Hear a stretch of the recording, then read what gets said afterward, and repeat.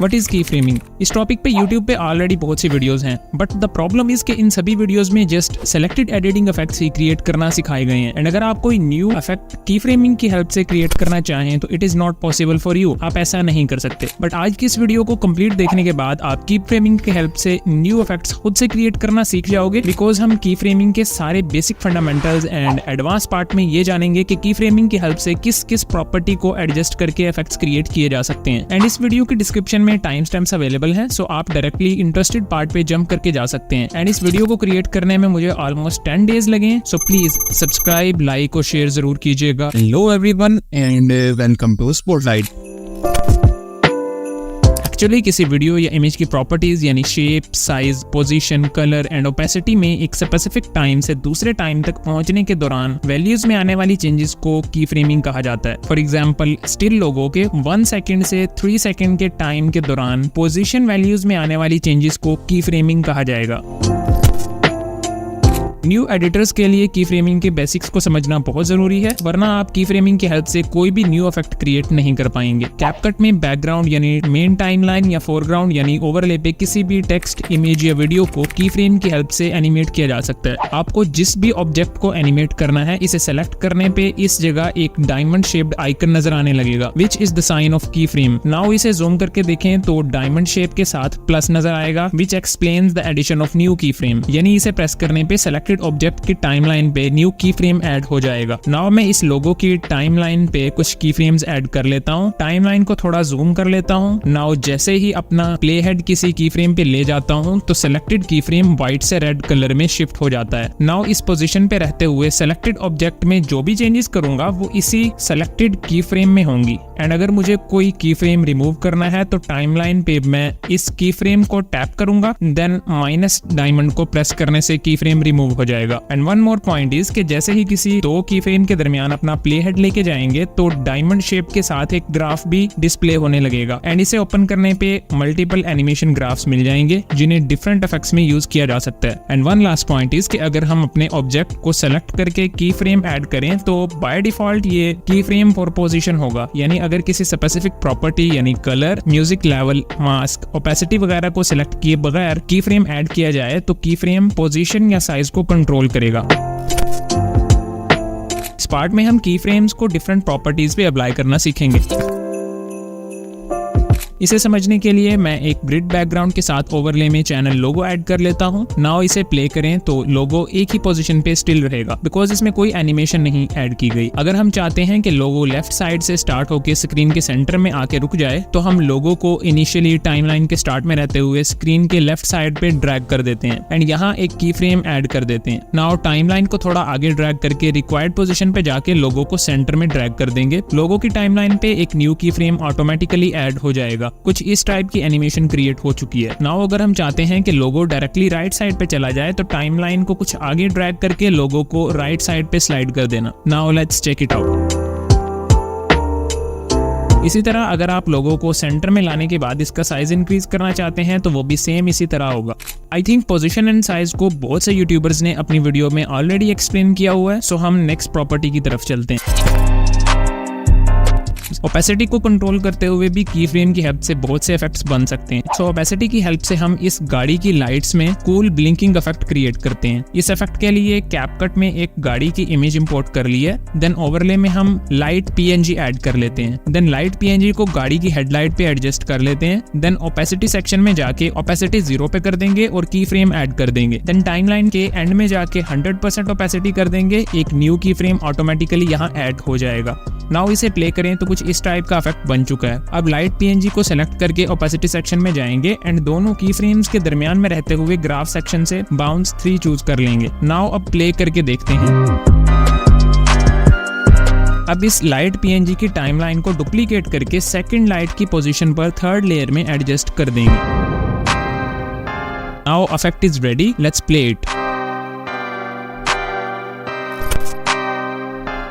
किसी वीडियो में background music के वॉल्यूम को हम की फ्रेम्स की हेल्प से कंट्रोल करते हैं। पहले अब इस क्लिप को देखते हैं। Hello everyone, please subscribe to Spotlight. इसमें बैकग्राउंड म्यूजिक हाई होने की वजह से वॉइस ओवर बिल्कुल सुनाई नहीं दे रहा। इस प्रॉब्लम को हम बैकग्राउंड म्यूजिक की टाइमलाइन पे की फ्रेम्स की हेल्प से सॉल्व करेंगे। नाउ म्यूजिक को सेलेक्ट करके वॉल्यूम टैब में आना है एंड यहाँ एक की फ्रेम ऐड कर देना। देन टाइमलाइन को आगे शिफ्ट कर देना जहां आपका वॉइस ओवर हो। इस पोजीशन से थोड़ा पीछे एक और की फ्रेम ऐड कर देना। देन कुछ फ्रेम्स आगे ड्रैग कर देना जहां वॉइस ओवर स्टार्ट हो। इस पोजीशन पे रहते हुए वॉल्यूम को लो कर देना, लाइक 10 to 15%। देन अगेन जिस जगह वॉइस ओवर खत्म होने वाला हो इस पोजीशन पे जाके एक और की फ्रेम ऐड करना एंड कुछ फ्रेम्स आगे टाइमलाइन ड्रैग करके वॉल्यूम लेवल को 100% पे कर देना। नाउ एक खुद ब खुद फोर्थ की फ्रेम वॉल्यूम के टाइमलाइन पे ऐड हो जाएगा। Now your effect is ready. Now let's check it out. Hello everyone, please subscribe to Spotlight.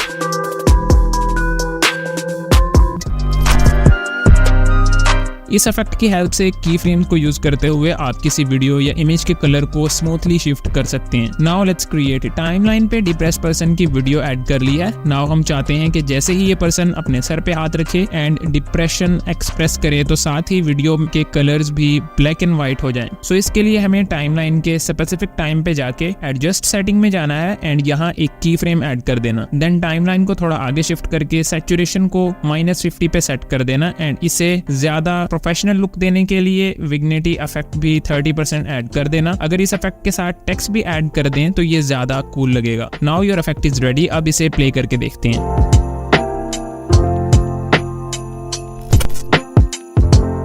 की फ्रेम्स की हेल्प से टेक्स्ट पे भी मल्टीपल इफेक्ट्स क्रिएट हो सकते हैं, यानी टेक्स्ट का size, colour, rotation and zoom effects बन सकते हैं। प्रीवियसली क्रिएटेड इफेक्ट के टेक्स्ट पे zoom and colour shift effect apply करते हैं। अपने टेक्स्ट लेयर को सेलेक्ट करके स्टार्ट में की फ्रेम ऐड कर देना। देन थोड़ा आगे मूव होके टेक्स्ट का साइज इंक्रीज कर देना। सेकंड की फ्रेम ऑटोमेटिकली क्रिएट हो जाएगा। कुछ इस टाइप का इफेक्ट बन चुका है। नाउ अगेन टेक्स्ट लेयर के स्टार्ट में रहते हुए स्टाइल सेक्शन में जाके डिजायर्ड कलर चूज कर लेना। मैं इसे सेम कलर पे रहने देता हूँ एंड एक की फ्रेम ऐड कर देना। देन टाइमलाइन पे जिस जगह आपको कलर शिफ्ट चाहिए इस पोजीशन पे जाके सेकंड कलर चूज कर लेना। I am going to choose red colour. Now the colour and zoom effect is ready. अब इसे चेक करते हैं। इस इफेक्ट के लिए टाइमलाइन पे वीडियो ऐड कर ली है। देन जिस पोजीशन पे जूम इन इफेक्ट क्रिएट करना हो प्ले हेड को इसी पोजीशन में ले जाना एंड टाइमलाइन को सेलेक्ट करके की फ्रेम्स ऐड कर देना। देन कुछ फ्रेम्स आगे जाके वीडियो को डबल फिंगर से थोड़ा जूम करके एडजस्ट कर देना। टाइमलाइन पे new key frame automatically add हो जाएगा। सेम इसी तरह जूम आउट इफेक्ट के लिए टाइमलाइन को थोड़ा आगे मूव करके एक न्यू की फ्रेम ऐड कर देना। देन कुछ फ्रेम्स आगे जाके दोबारा से वीडियो को डबल फिंगर से जूम आउट कर देना। Now the effect is ready. अब इसे प्ले करके देखते हैं।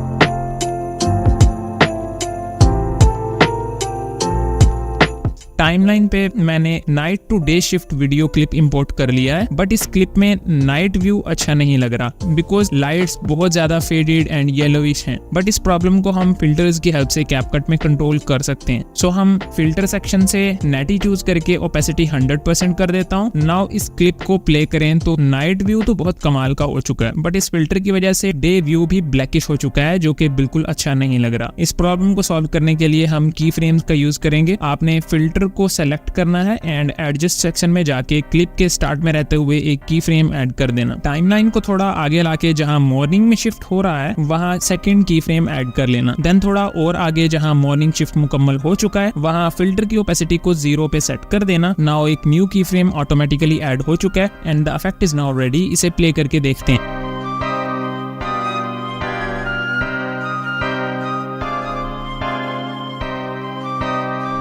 किसी इमेज या वीडियो के स्पेसिफिक पार्ट जिसे आप एक्सप्लेन कर रहे हो, इस एक्सप्लेनेशन के साथ साथ हाईलाइट भी करना चाहते हो तो ये इफेक्ट की फ्रेम्स एंड मास्किंग की हेल्प से इजीली क्रिएट हो सकता है। टाइमलाइन पे मैंने एक एक्सप्लेनेटरी इमेज जिसमें कुछ स्टेप्स दिए गए हैं इसे ऐड कर लिया है। फर्स्ट ऑफ ऑल अपनी इसी इमेज को डुप्लीकेट कर लेना। देन दोबारा से फर्स्ट क्लिप पे आ जाना एंड एडजस्ट के सेक्शन में जाके ब्राइटनेस, कंट्रास्ट एंड सैचुरेशन तीनों को 0 पे सेट कर देना।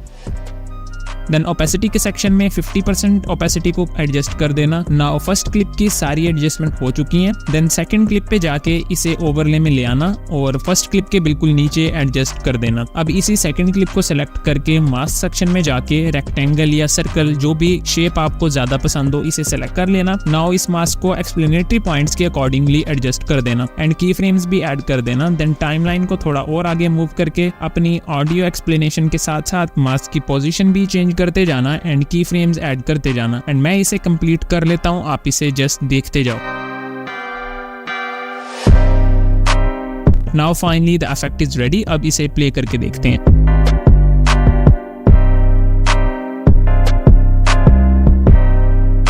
इस वीडियो में मैंने की फ्रेम्स का डिफरेंट प्रॉपर्टीज पे यूजेज एक्सप्लेन किया है एंड बताए गए इफेक्ट्स जस्ट एग्जांपल के लिए थे। एंड इसी टाइप की सेम वीडियो मैंने मास्किंग पे भी बनाई है, इसका लिंक डिस्क्रिप्शन में अवेलेबल है। मेरी मुलाकात होगी अब आपसे उसी वीडियो में। बाय।